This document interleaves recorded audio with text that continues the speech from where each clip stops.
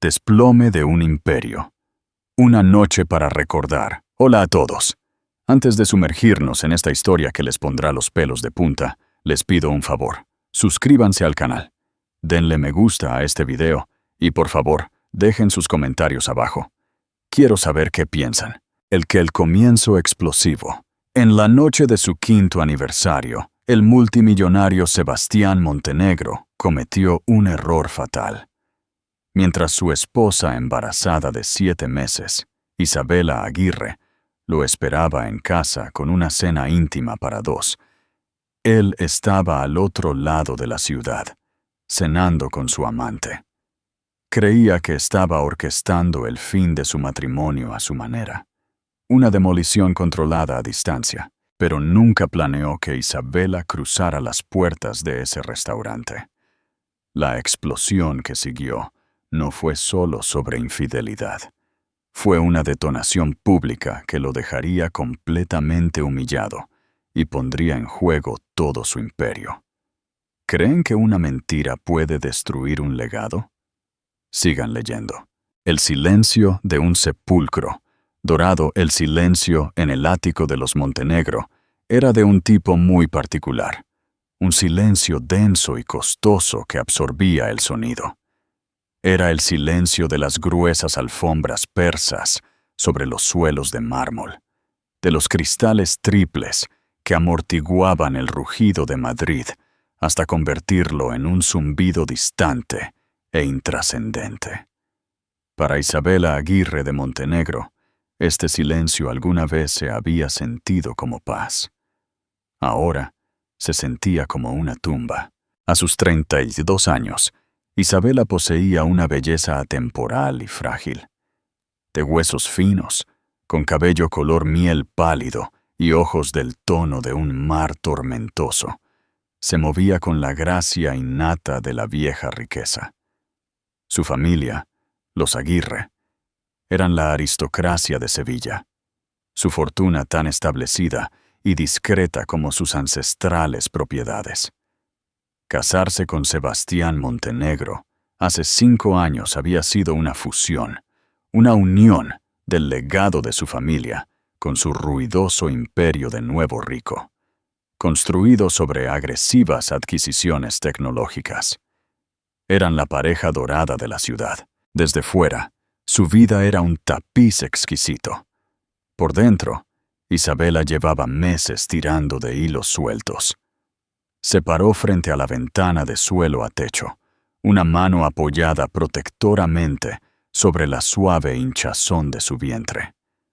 7 meses. Después de años de silenciosos desengaños y tratamientos invasivos, este bebé era su milagro. Se suponía que sería el pegamento que repararía las imperceptibles grietas que se habían formado en su matrimonio. En cambio, las grietas parecían ensancharse hasta convertirse en abismos. Sebastián se había convertido en un fantasma en su hogar. Estaba físicamente allí, su imponente figura de 1,88 m, impecablemente vestida, con un traje de Tom Ford a medida. El aroma de su colonia de oud perdurando en una habitación mucho después de que él se hubiera ido. Pero su atención, su calidez, su espíritu, esos estaban ausentes. Vivía a través de su teléfono, sus pulgares un constante borrón en la pantalla, una pequeña sonrisa secreta a veces asomando en sus labios. Cuando ella le preguntaba a quién le estaba enviando mensajes, la respuesta era siempre la misma, una letanía cortante y despectiva. Trabajo. Con Sara. Siempre trabajo. Esta noche era su 5º aniversario. Ella había contratado un chef privado, había dispuesto sus peonías favoritas por todo el apartamento y había dejado los pendientes de zafiro que él le había regalado en su primer aniversario. Era un intento desesperado y esperanzado de recuperar lo que habían perdido.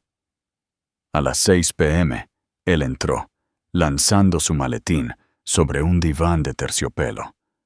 No la besó, Besó el aire cerca de su mejilla. «Buenas noches», dijo, aflojándose ya la corbata. «No me esperes. Tengo esa cena tardía con los inversores japoneses. Estamos tratando de cerrar el acuerdo con Kenjiro». El corazón de Isabela, que había estado latiendo con frágil anticipación, se desplomó. «Sebastián, es esta noche, nuestro aniversario». Él se detuvo a medio camino del dormitorio y se dio la vuelta. Por un momento, ella vio un destello de algo en sus ojos. ¿Culpabilidad, quizás? Pero se extinguió tan rápido como apareció, reemplazado por una máscara de leve irritación. «Cierto. Maldición. Mira, Isa, lo siento. Este trato es enorme. Miles de millones en juego. Lo celebraremos este fin de semana. Te llevaré a donde quieras. Volaremos a París. Solo por el fin de semana. ¿Qué te parece?» No esperó una respuesta. Desapareció en su cavernoso vestidor. La promesa de París era una distracción habitual, un objeto brillante destinado a distraerla del dolor inmediato. Solía funcionar. Ya no funcionaba. Ella lo siguió, sus zapatillas susurrando sobre la alfombra. «El chef ya está aquí, Sebastián. Cancelé mi lugar en el beneficio de la Fundación Infantil por esto». Él salió vistiendo una camisa limpia, su atención en sus gemelos. «Bueno, deshaz la cancelación, o disfruta la comida tú sola. Dale una buena propina al chef. Podemos permitírnoslo». Su crueldad era casual, casi una ocurrencia tardía. Eso era lo que más dolía. Ni siquiera tenía la energía para discutir correctamente. Ella era un elemento en su lista de tareas que estaba posponiendo. «¿Dónde es la cena?», preguntó ella con voz baja pero firme. «L'Étoile», dijo él, sin pensarlo. «Son muy estrictos con la puntualidad». L'Étoile, la estrella, el restaurante más exclusivo y romántico de la ciudad, donde una reserva era más difícil de conseguir que una audiencia privada con el Papa. Fue allí donde él le había propuesto matrimonio. La ironía era tan espesa, tan sofocante, que sintió que podría asfixiarse. Una cena de negocios con inversores japoneses en el restaurante francés, más íntimo de la ciudad. La mentira no era solo una mentira, era un insulto a su inteligencia. Lo vio rociarse la colonia, ajustarse su reloj Patek Philippe. Parecía en cada centímetro el titán multimillonario de la industria. Parecía un extraño. «De acuerdo, Sebastián», dijo ella, su voz sin delatar la agitación interior. Se alisó el frente de su vestido de seda de maternidad. «Que tengas una cena exitosa». Él le dedicó una breve sonrisa de satisfacción, complacido por su fácil capitulación. «Esa es mi chica. Te lo compensaré a lo grande». Él se inclinó para otro beso al aire y se fue. La pesada puerta de entrada cerrándose, con un suave y definitivo clic que resonó con el cierre de una puerta en su corazón. El silencio regresó, más pesado que antes. El aroma de las peonías y la cocina gourmet ahora parecía fúnebre. Isabela caminó hacia la mesa puesta para dos, con su plata reluciente y sus copas de cristal. Miró la silla vacía donde debería estar su marido. El bebé dio una patada suave, un recordatorio gentil de la vida que llevaba, el futuro por el que estaba luchando. Pero la lucha, comenzaba a darse cuenta, no era lo que ella pensaba. No se trataba de recuperar su amor. Se trataba de sobrevivir a su traición. Sacó su teléfono. Sus dedos temblaban ligeramente. No llamó a su madre, ni a su mejor amiga. Llamó a la única persona en la órbita de Sebastián, cuya lealtad siempre había confiado. Un hombre tranquilo y discreto que veía todo. «Señor Peribáñez», dijo, su voz baja, Necesito un favor. Necesito saber sobre la reserva de mi esposo en L'Etoile esta noche. Hubo una pausa al otro lado de la línea. El señor Peribáñez había sido el chofer y asistente personal de Sebastián durante una década. Un hombre de profunda discreción. Su silencio fue su respuesta.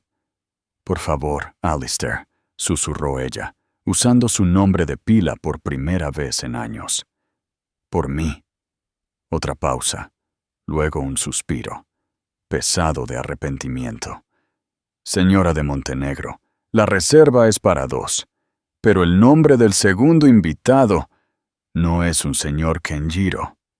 Las palabras quedaron en el aire, confirmando una verdad que ella ya sabía en lo más profundo de su ser. La tumba se había abierto, y la fría y dura realidad comenzaba a filtrarse. La amante y la mentira.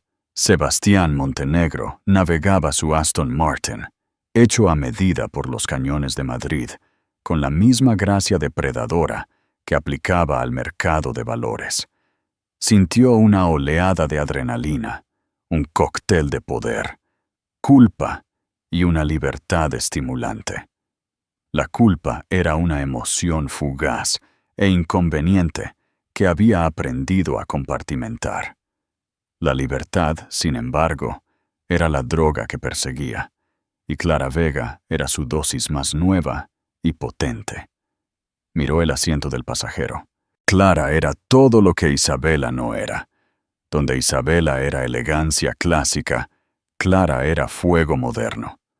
Su cabello era un corte bob negro azabache. Sus labios estaban pintados de un rojo carmesí desafiante, y su risa era fuerte y desinhibida. Tenía 26 años, una curadora de arte ambiciosa y prometedora, que había conocido en una fiesta de Art Basel, a la que había asistido sin su esposa. No era una cazafortunas, no en el sentido tradicional. Eso se decía a sí mismo.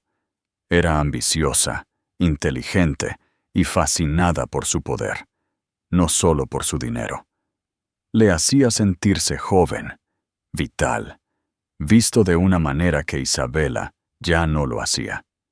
Isabela, con sus obras de caridad, sus obligaciones sociales y ahora su embarazo, representaba una vida de predictibilidad digna, una hermosa jaula de alto riesgo.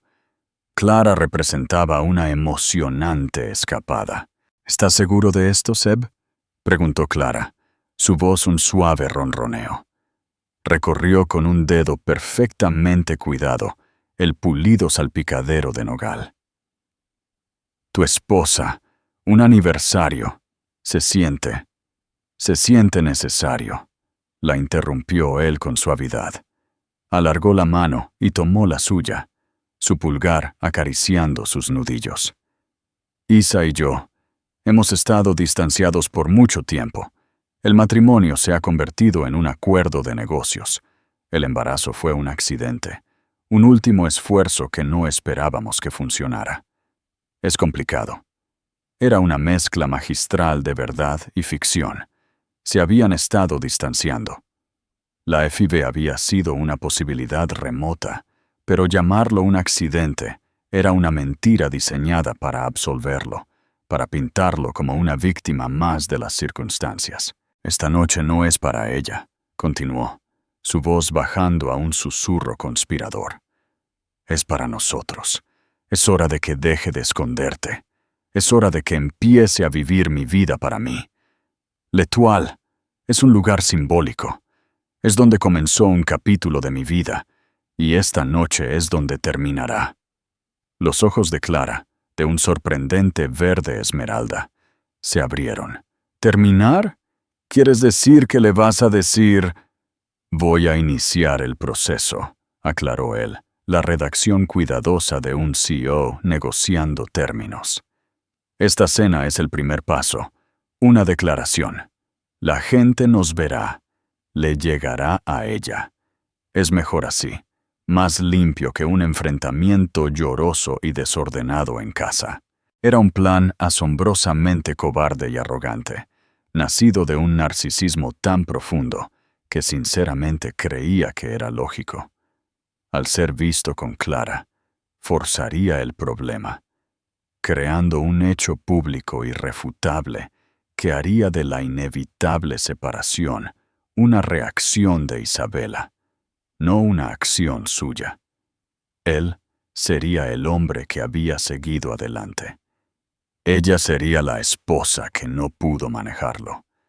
Él controlaba la narrativa. Él siempre controlaba la narrativa. Cuando llegaron a L'Étoile, el maître, un hombre de aspecto severo llamado Antonio, los saludó con la deferencia practicada, reservada para la verdadera realeza de la ciudad. Monsieur Montenegro, un placer. Su mesa está lista. Los ojos de Antonio se posaron en Clara por un microsegundo, un destello de sorpresa profesional que rápidamente enmascaró. Conocía bien a la señora de Montenegro. Sebastián lo ignoró. Guió a Clara a través del silencioso comedor a la luz de las velas, un espacio tan íntimo que cada mesa se sentía como una isla privada. El aire estaba denso con el aroma de las trufas y el dinero antiguo. Las cabezas se volvieron. Los susurros los siguieron a su paso, como las ondas de una piedra arrojada a un estanque. Reconoció al menos a media docena de personas: un gestor de fondos rival, un productor de teatro, el editor de una poderosa columna de chismes. Perfecto. Había reservado la mejor mesa de la casa, un rincón apartado con una vista panorámica del parque, la misma mesa donde le había pedido a Isabela que fuera su esposa. La crueldad de la elección era una demostración de su poder, una señal de que podía sobreescribir su historia compartida con una nueva. Es hermoso. Clara respiró, su nerviosismo inicial disolviéndose bajo la fuerza de su confianza. Solo lo mejor, dijo él, pidiendo una botella de champán cristal. Convenientemente olvidó que el obstetra de Isabela le había aconsejado no beber en solidaridad con ella. Mientras se servía el champán, su teléfono vibró. Lo miró. Un mensaje de texto de su director de operaciones sobre el acuerdo de Kenjiro. Respondió rápidamente, sintiendo la familiar emoción del mando. Podía manejarlo todo: su imperio, su esposa, su amante. Él era Sebastián Montenegro, y el mundo se doblegaba a su voluntad. Entonces, dijo Clara, inclinándose hacia adelante, sus ojos brillando a la luz de las velas, cuéntame sobre este nuevo capítulo. ¿Cómo se ve? Sebastián sonrió una sonrisa lenta y depredadora.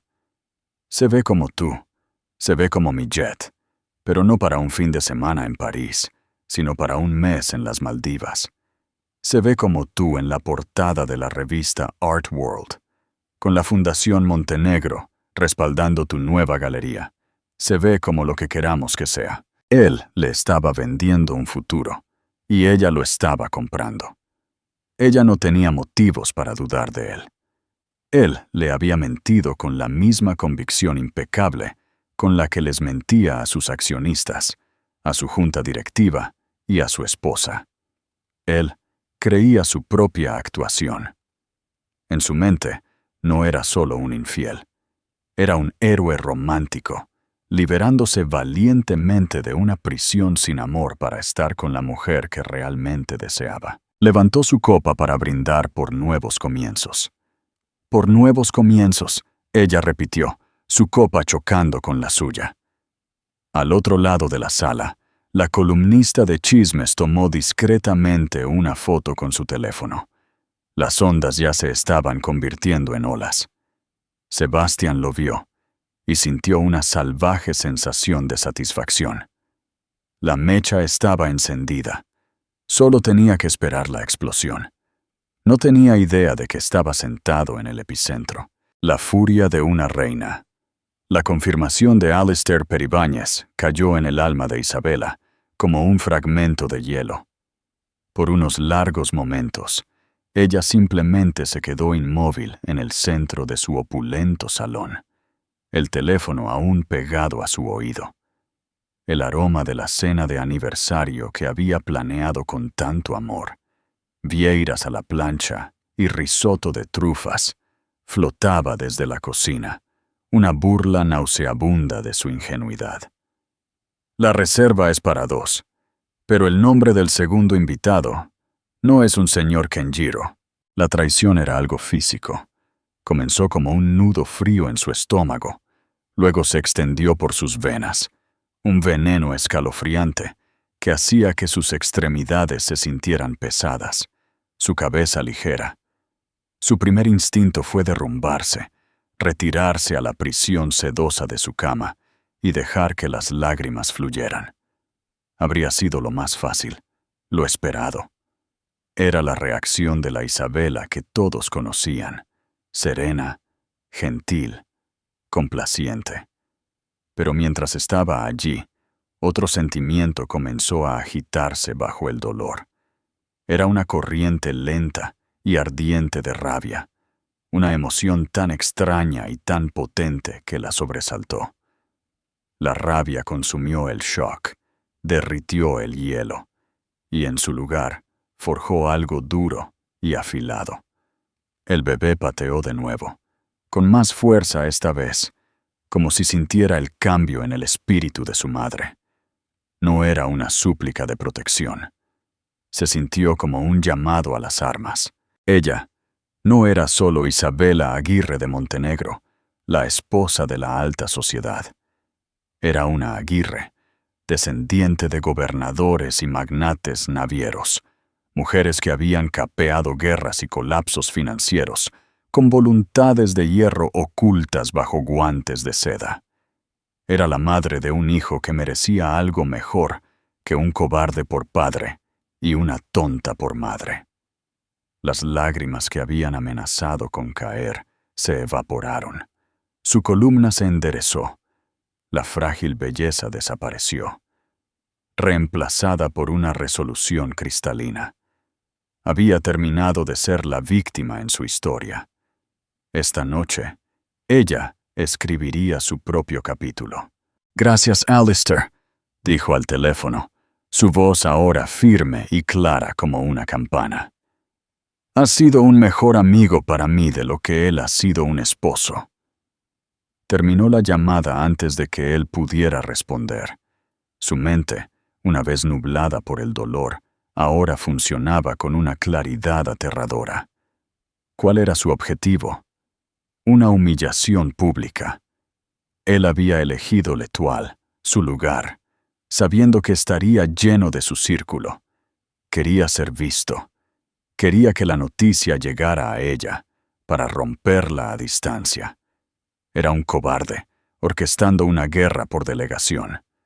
Él no tendría su guerra por delegación. Tendría un enfrentamiento directo. Se dirigió a su dormitorio, pasando por alto el armario lleno de elegantes vestidos de maternidad. Fue en cambio a una sección que no había tocado en meses, la ropa de su vida antes del embarazo, antes de la última esperanza desesperada de que un bebé los arreglara. Sacó un vestido de seda carmesí intenso. Era una pieza audaz y llamativa, diseñada para ajustarse y llamar la atención. Estaría ceñido sobre su vientre, una declaración sin disculpas de su estado. No era una flor marchita. Era una mujer que llevaba vida, una vida que él había ayudado a crear y que ahora estaba descartando tan casualmente. Mientras se maquillaba, sus manos estaban firmes como rocas.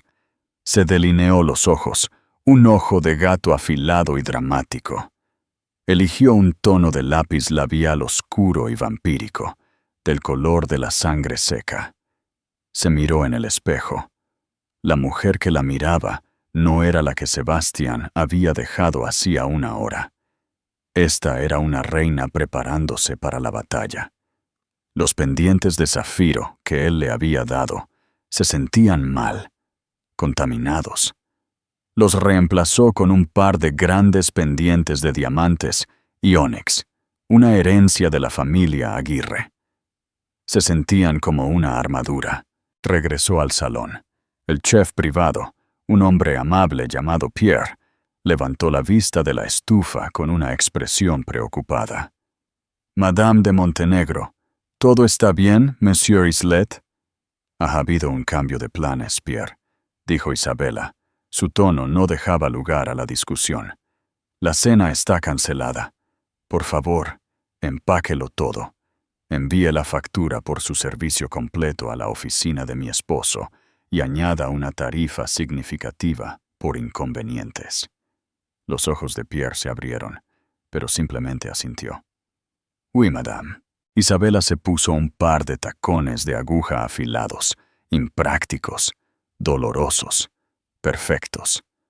Tomó un pequeño bolso de mano y su teléfono. Antes de irse, se detuvo junto a la mesa puesta para dos. Con una mano deliberada y firme, tomó la única peonía perfecta del jarrón en el centro de la mesa y rompió su tallo. El silencioso crujido fue profundamente satisfactorio. No llamó a un servicio de coches.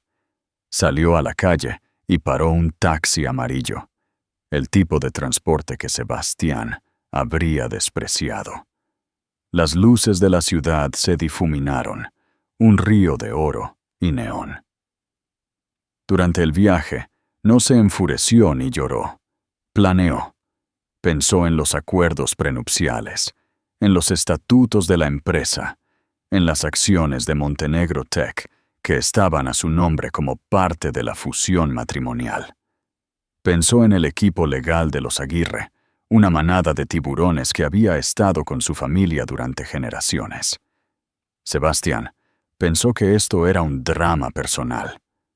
Había olvidado que también era una transacción comercial y estaba a punto de hacer un muy, muy mal negocio. Cuando el taxi se detuvo en L'Étoile, no dudó. Pagó al conductor, bajó a la acera y respiró hondo y con calma. El portero, acostumbrado a verla llegar del brazo de Sebastián, se apresuró a abrir la puerta, su rostro una máscara de confusión. «Señora de Montenegro, ¡qué sorpresa!» «Estoy segura de que sí», dijo ella, su voz como aire ártico. Se abrió paso, su vestido carmesí, un destello de color en el ambiente dorado y tenue del restaurante. Todas las cabezas de la sala se volvieron. Los susurros que habían seguido a Sebastián y Clara ahora cayeron en un silencio atónito y absoluto. El aire crepitaba con tensión. Los ojos de la columnista de chismes se abrieron con una alegría depredadora. Esta era una historia más allá de sus sueños más salvajes. La mirada de Isabela recorrió la sala, tranquila e imperiosa, hasta que se posó en el rincón. Su rincón. Lo vio reír, inclinándose íntimamente hacia una mujer que nunca había visto antes. Una mujer joven, hermosa y sentada en su asiento. Vio la botella de cristal. Vio su mano reposando sobre la de la otra mujer. Y en ese momento, Sebastián levantó la vista. Sus ojos se encontraron con los de ella al otro lado de la sala. Su sonrisa se congeló. Luego, cayó de su rostro. El color se le fue de las mejillas. La expresión en su rostro era de puro e inmaculado shock. El pánico de un estratega maestro, cuyo plan perfecto acababa de ser detonado en su cara. Isabela comenzó a caminar hacia él. Cada paso era deliberado, medido. El clic de sus tacones en el suelo pulido era el único sonido en la habitación muerta y silenciosa. Era el sonido de un reloj que avanzaba hacia cero. La tormenta no solo se había reunido, había llegado. La quita confrontación explosiva. La caminata por el comedor de l'Étoile se sintió como una milla. A cada paso, Isabela podía sentir el peso de docenas de ojos sobre ella, una mezcla de lástima, curiosidad morbosa y sorpresa. El silencio era tan profundo que era como una presión física que la oprimía. Ella ignoró todo. Su universo entero se había reducido al rincón y a las dos personas sentadas en él. Clara Vega sintió el cambio de ambiente primero, el silencio repentino, la respiración colectiva contenida. Vio el rostro de Sebastián cambiar, el encanto confiado y seductor, disolviéndose en una máscara de horror pálido. Giró la cabeza, siguiendo su mirada, y vio a una mujer caminando hacia ellos. Una mujer deslumbrante, increíblemente embarazada, con un vestido rojo sangre y ojos que parecían trozos de hielo. A Clara le tomó un momento conectar los puntos. La esposa embarazada, la que él había dicho que estaba dejando. Seb, susurró Clara, su voz teñida de confusión. ¿Quién es ella? Sebastián no respondió. Estaba paralizado, atrapado en los faros de un desastre enteramente de su propia creación. Había planeado susurros, rumores, una demolición controlada. No había planeado esto, a Isabela en persona, luciendo como un ángel vengador aquí, para presidir su ejecución pública. Isabela llegó a la mesa. No miró a Clara. Todavía no. Su mirada estaba fija en su esposo. Se quedó allí por un largo momento, permitiendo que la escena se grabara en la memoria de todos los que miraban. El multimillonario, su amante y su esposa embarazada de 7 meses. Sebastián, dijo. Su voz no era un grito. Era peor. Era tranquila, controlada y goteaba desprecio. Creo que tienes mi asiento. La simple frase cayó con la fuerza de un golpe físico. Sebastián se encogió. Intentó levantarse, golpeándose la rodilla contra la mesa en su prisa. Isabela, ¿qué haces aquí? Creí... Podemos hablar de esto en casa. ¿Casa? Isabela soltó una risa corta y aguda, desprovista de humor. ¿Te refieres a ese lugar que ocasionalmente visitas entre viajes de negocios? No, no lo creo. Querías una declaración pública, Sebastián. Así que aquí estoy. Hagamos una declaración. Sus ojos finalmente se posaron en Clara. Observó la belleza afilada de la mujer más joven, su vestido caro, su horror confuso y naciente. Isabela no vio a una enemiga, sino a otra víctima del colosal ego de Sebastián.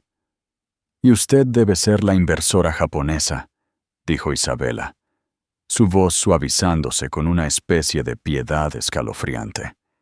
Tiene un verdadero talento para las fusiones y adquisiciones, ¿verdad? Dígame, ¿le prometió el mundo? ¿Una nueva galería? Quizás una vida libre de complicaciones. Clara se quedó sin palabras. Isabela acababa de articular las promesas exactas que Sebastián le había hecho hacía menos de 10 minutos. La comprensión de que no era una compañera en su nueva vida, sino simplemente un peón en la destrucción de la antigua, la golpeó con una fuerza nauseabunda. Miró a Sebastián, su expresión cambiando de adoración a incredulidad y luego a furia. ¿De qué está hablando, Seb? Exigió Clara, su voz elevándose. Isa, para. Estás montando una escena. Siseó Sebastián, su rostro ahora un rojo manchado. Intentó tomarle el brazo. Isabela se apartó, como si su toque fuera venenoso. ¿Una escena? Repitió ella, su voz elevándose en volumen, finalmente quebrándose con el dolor crudo que había mantenido a raya. ¿Te atreves a hablarme de montar una escena? Traes a tu puta a nuestro restaurante, a nuestra mesa, en nuestro aniversario, mientras yo estoy en casa embarazada de tu hijo, ¿y me hablas de montar una escena? La palabra puta resonó en la habitación silenciosa. Clara retrocedió como si la hubieran abofeteado. Esto era el precipicio, el punto de no retorno. Isabela miró la mesa entre ellos, el champán, los aperitivos a medio comer, el símbolo de su traición. Todo el dolor, las mentiras, los meses de angustia silenciosa, la crueldad calculada de esta noche. Todo se fusionó en un único punto de rabia al rojo vivo, con un grito gutural repentino que le salió de lo más profundo del alma. Se inclinó hacia adelante, agarró el borde de la pesada mesa de roble y empujó. El sonido fue explosivo, un choque de cristal destrozado, el tintineo de la cubertería, el nauseabundo golpe húmedo de la comida golpeando el suelo y a las personas que estaban alrededor. La botella de cristal voló por el aire, rociando champán sobre un banquero horrorizado en la mesa de al lado. Un plato de ostras se deslizó directamente sobre el regazo de Sebastián.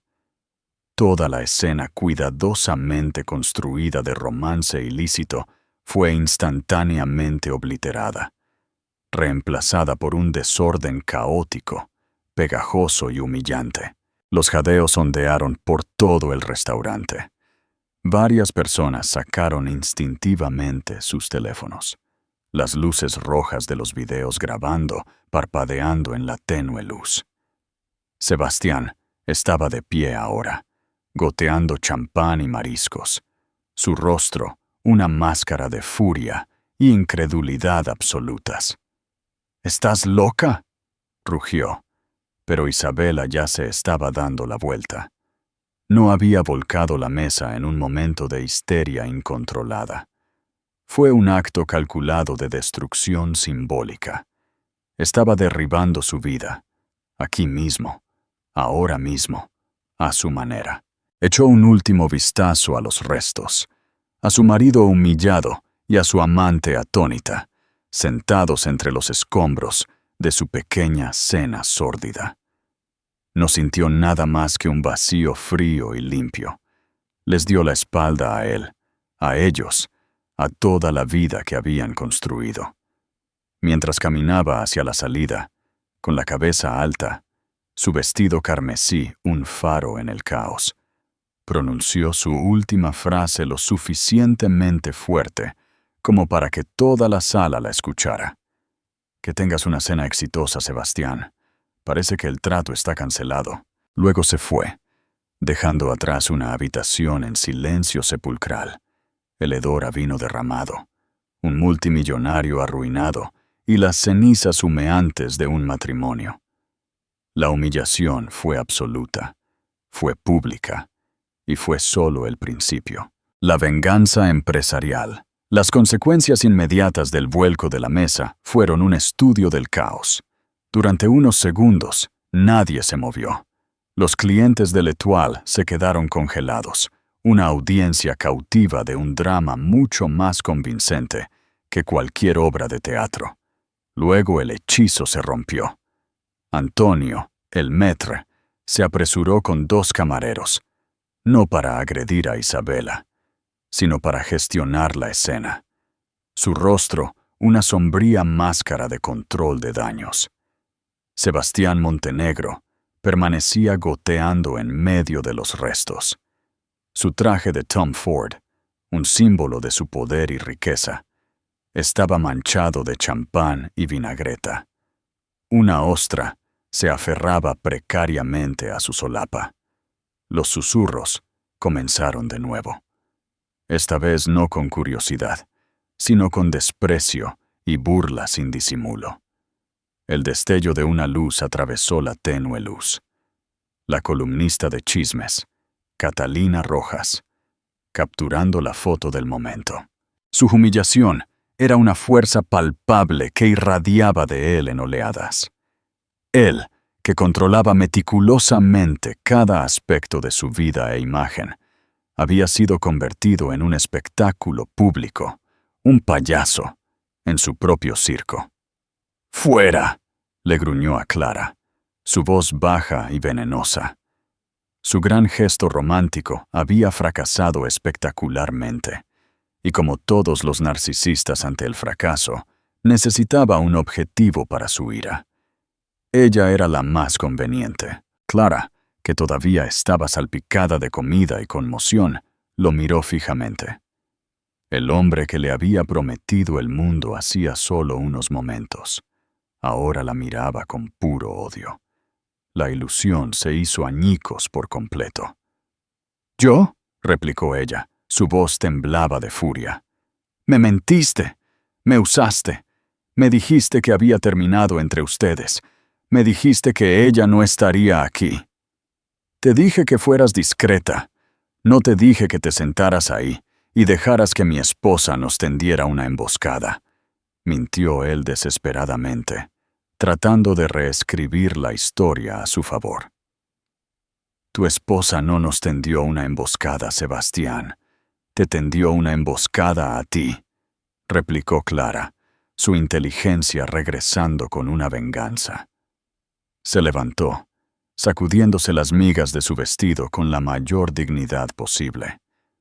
«Eres un cobarde y un mentiroso, y pensar que casi sentí lástima por ti». Tomó su bolso y, sin mirar atrás, se abrió paso entre los comensales boquiabiertos y salió del restaurante, dejándolo completamente solo en su desastre autoimpuesto. Sebastián, ahora abandonado tanto por su esposa como por su amante, sintió un impulso primario de gritar, de destrozar lo que quedaba de la mesa, de afirmar la dominación que tan completamente le había fallado.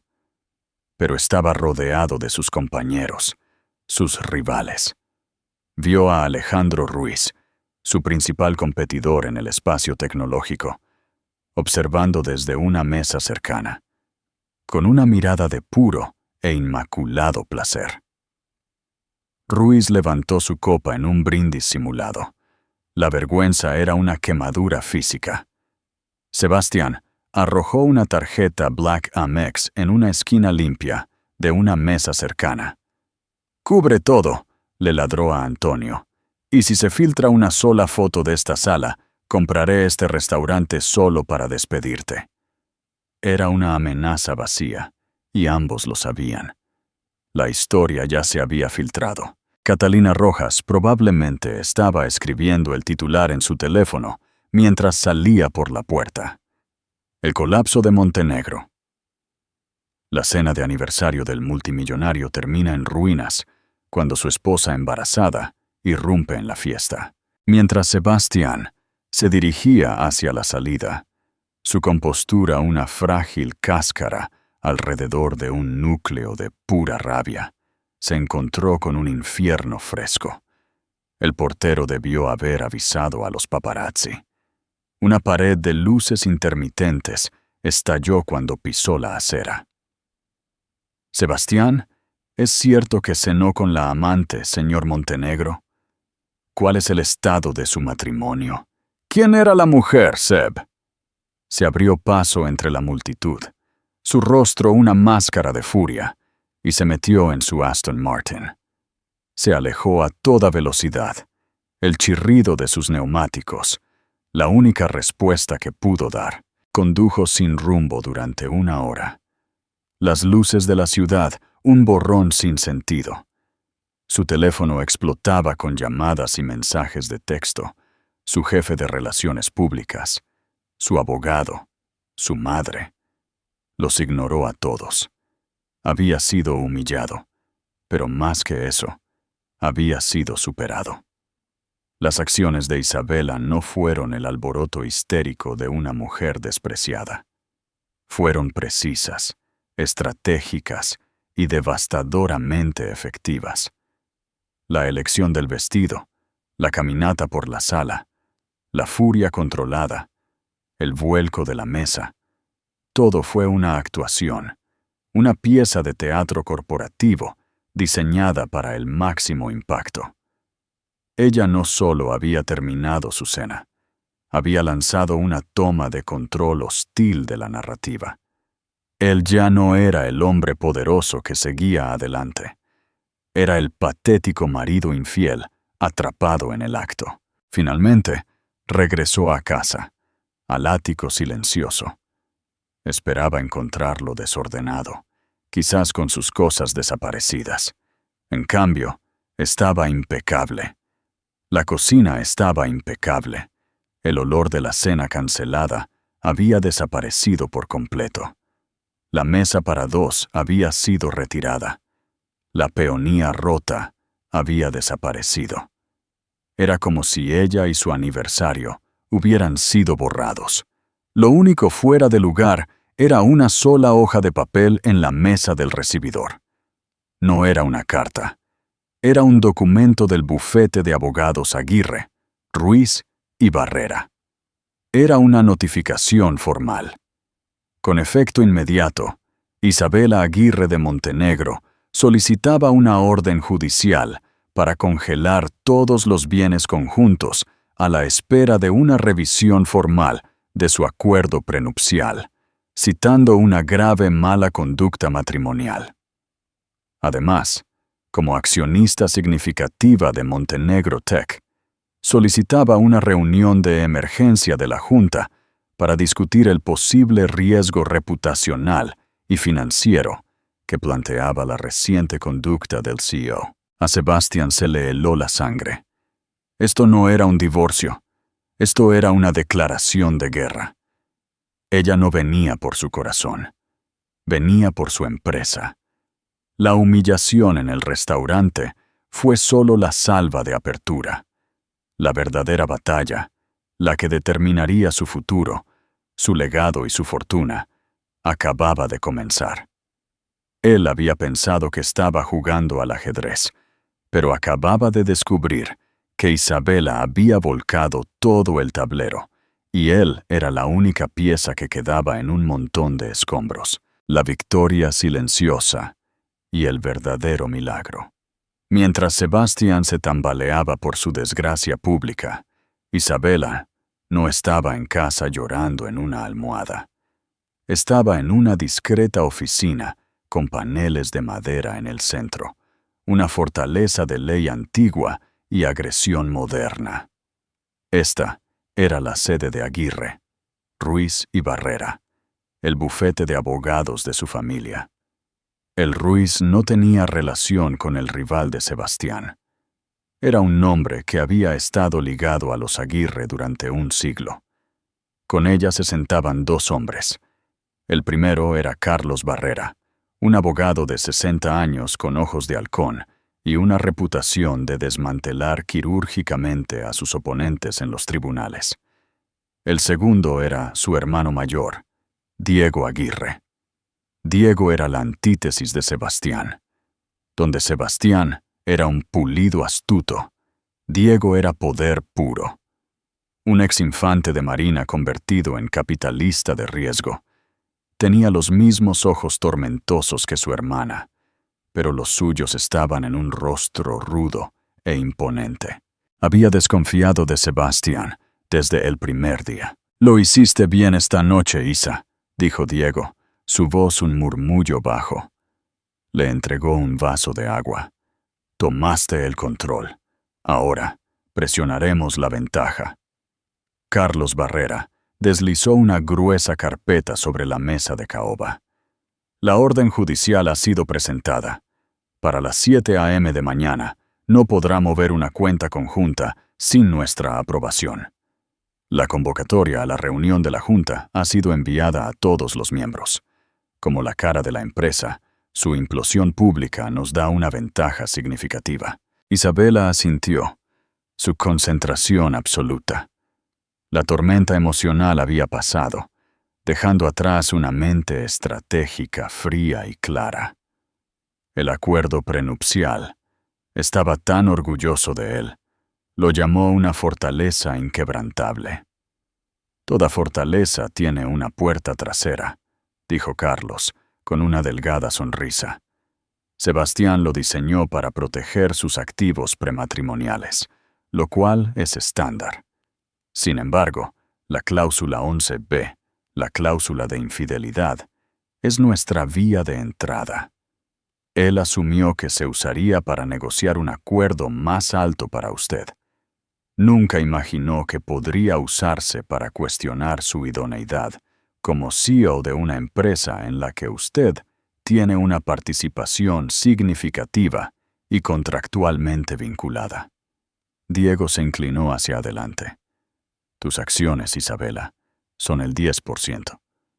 Cuando te casaste con él, papá insistió en que tu participación no era solo un regalo, era un control y equilibrio. La reputación de Sebastián es ahora una responsabilidad para el precio de las acciones de la empresa.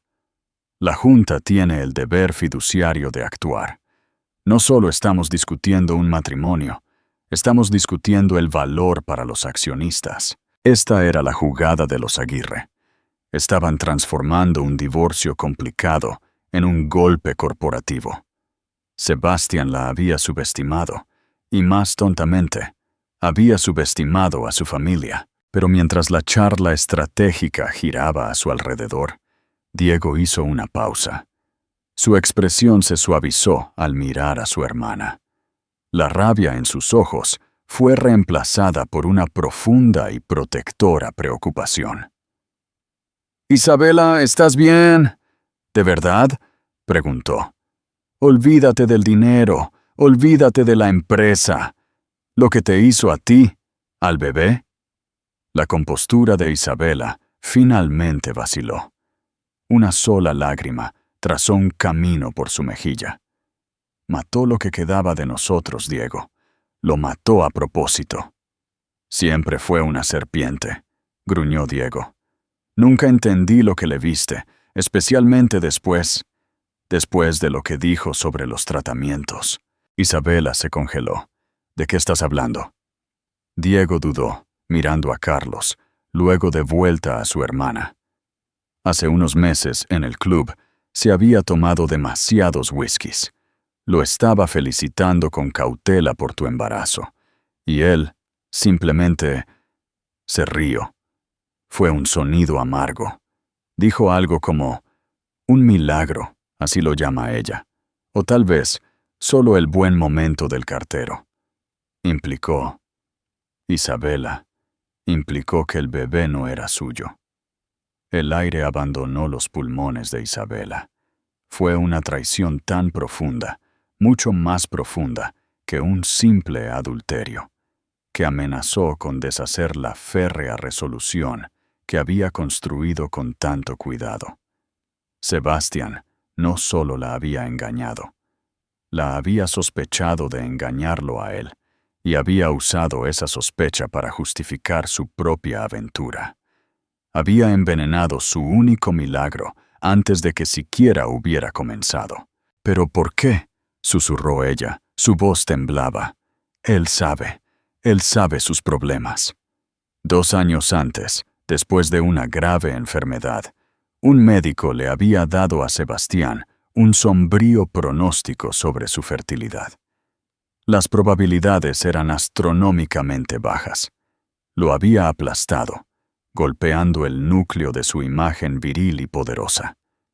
Las rondas posteriores de FIVE habían sido su idea, su esperanza. Él había participado, renuentemente, ya resignado al fracaso. Y aquí estaba el giro final y devastador. El secreto que ella había estado guardando, el que había planeado revelar esta noche como la sorpresa definitiva de aniversario. Miró a su hermano, sus ojos llenos de un dolor fresco y trágico. «Está equivocado, Diego», dijo ella, su voz apenas audible. «Está tan equivocado». Buscó en su bolso y sacó un trozo de papel doblado. Lo había llevado consigo toda la noche, un talismán de esperanza que ahora era una reliquia de un sueño muerto. Se lo deslizó a su hermano por la mesa. Era un informe de laboratorio de su obstetra, con fecha de hace 3 semanas. Era el resultado de una prueba de paternidad prenatal no invasiva. La había hecho en secreto, queriendo tener pruebas irrefutables para presentarle, junto con su anuncio, un gran gesto para borrar todos sus miedos masculinos y silenciosos. Diego lo desdobló. Escaneó la jerga técnica hasta que encontró la conclusión al final. Probabilidad de paternidad, 99,9% sujeto. Sebastián Montenegro. Diego miró el papel, luego a su hermana, su rostro un lienzo de horror y rabia nacientes. Dios mío, respiró. Él no lo sabe. No, susurró Isabela, otra lágrima cayendo. La última ronda de FIBE funcionó. Quería sorprenderlo esta noche. Quería ver su cara cuando supiera con seguridad que no había fallado, que teníamos nuestro milagro, su milagro. La trágica ironía era sofocante. Todo el edificio de su traición, la aventura con Clara, las mentiras, la humillación pública, se había construido sobre una base de su propia amarga y equivocada inseguridad. Había tirado por la borda lo que secretamente más deseaba en el mundo, en el mismo momento en que se le había dado. No solo había engañado a su esposa, había traicionado a su propio hijo por nacer de la manera más fundamental posible. Carlos Barrera, el abogado que había observado este intercambio en silencio, se aclaró la garganta suavemente. Miró la prueba de paternidad. Luego a Isabela, sus ojos de halcón llenos no de astucia legal, sino de un destello de simpatía humana. Esto, dijo, su voz baja y firme, lo cambia todo. Un nuevo amanecer. 3 meses después, el otoño madrileño había teñido las hojas del Parque del Retiro de tonos dorados y ocres. La ciudad era la misma, pero el mundo de Sebastián e Isabela Montenegro había sido alterado irrevocablemente. Las consecuencias del incidente de l'Étoile, como lo llamaron los tabloides, habían sido rápidas y brutales. La columna de Catalina Rojas se había vuelto viral, y los videos granulados de teléfonos móviles del vuelco de la mesa se convirtieron en un meme global. Las acciones de Montenegro Tech se desplomaron un 15% de la noche a la mañana. La reunión de emergencia de la Junta fue una masacre. Frente a la cláusula de infidelidad, la pesadilla de las relaciones públicas y la silenciosa presión férrea del contingente Aguirre, a Sebastián se le dio un ultimátum: renunciar como CEO y tomarse un permiso, o ser expulsado de la manera más pública y humillante imaginable. Él eligió renunciar. Su imperio, el monumento a su ego, ahora estaba siendo dirigido por una junta provisional fuertemente influenciada por Diego Aguirre. Para Sebastián, las semanas siguientes fueron un descenso a un infierno privado. Los resultados de la prueba de paternidad le habían sido entregados por Carlos Barrera.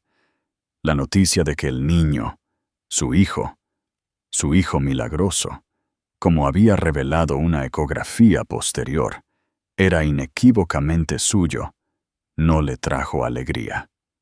Lo arrodilló. Convirtió retrospectivamente sus acciones de un hombre agraviado que arremetía, en las de un tonto de proporciones shakespearianas. Había poseído todo lo que alguna vez quiso, y en un ataque de arrogancia lo había incendiado todo. Era un paria. Los amigos dejaron de devolverle las llamadas. Las invitaciones se secaron. Se quedó solo en el ático silencioso, un rey depuesto en su propio castillo vacío, perseguido por el fantasma de la vida que había destruido. Isabela, por otro lado, había florecido.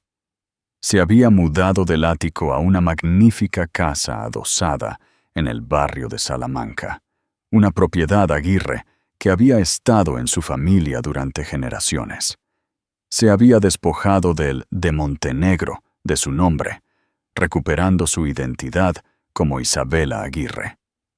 Su embarazo era la comidilla de la ciudad, pero por una nueva razón. Ya no era la esposa compadecida. Era un símbolo de fuerza, una matriarca moderna en ciernes. Fue la portada de la revista Forbes, no como socialité, sino como una astuta mujer de negocios que había protegido la inversión de su familia y su propia dignidad.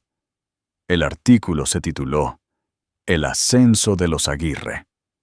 Cómo Isabela Aguirre convirtió la traición en una victoria en la sala de juntas. Ahora estaba en su último trimestre, radiante y visiblemente poderosa. La belleza frágil había sido reemplazada por una gracia formidable.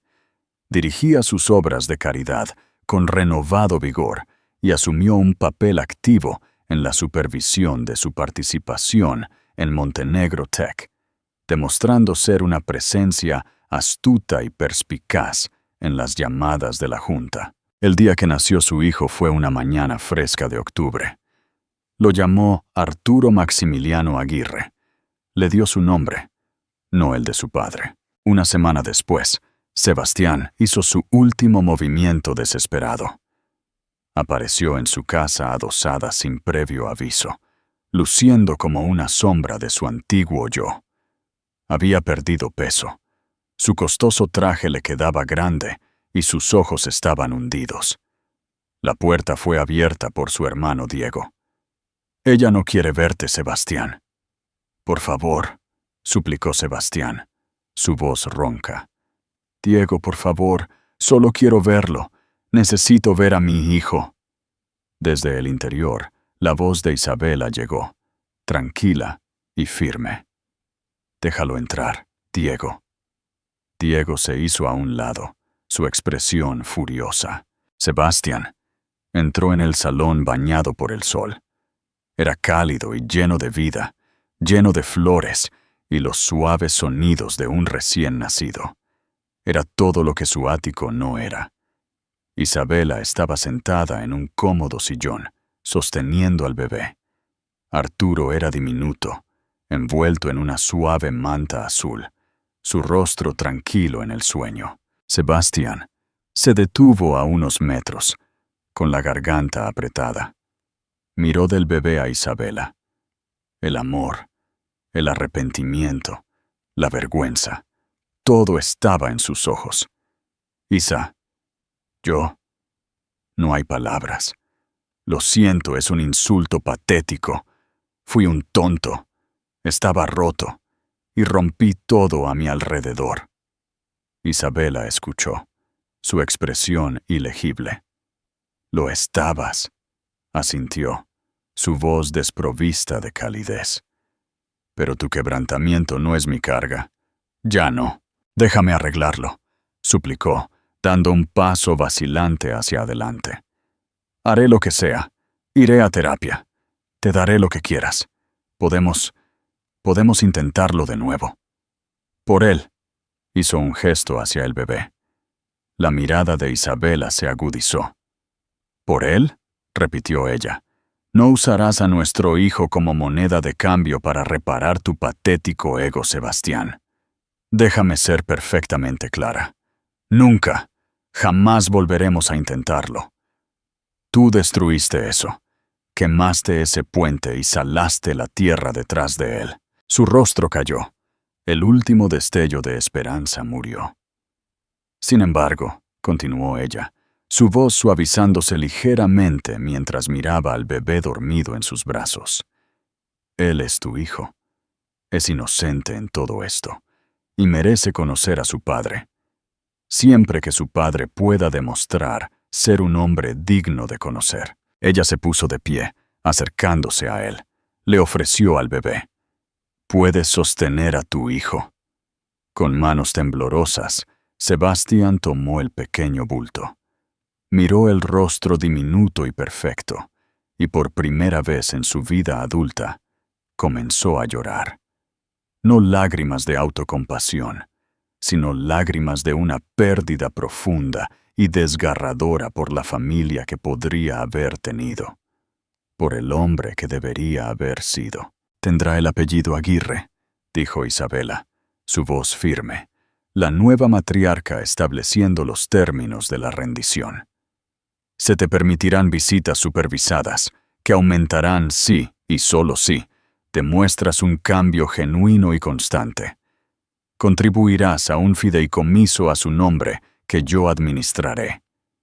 Ya no eres mi esposo, Sebastián. Simplemente eres el padre de Arturo, y ese es un privilegio que tendrás que ganarte todos los días por el resto de tu vida». Ella lo observó, su corazón ya no lleno de amor u odio, sino de una resolución fría y lúcida. Había sobrevivido. Había ganado.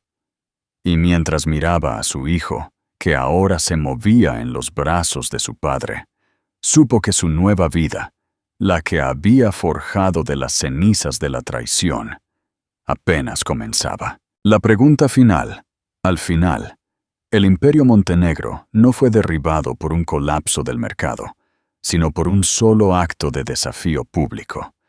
Isabela Aguirre convirtió su más profunda humillación en su mayor arma, recuperando no solo su dignidad, sino el control de su futuro.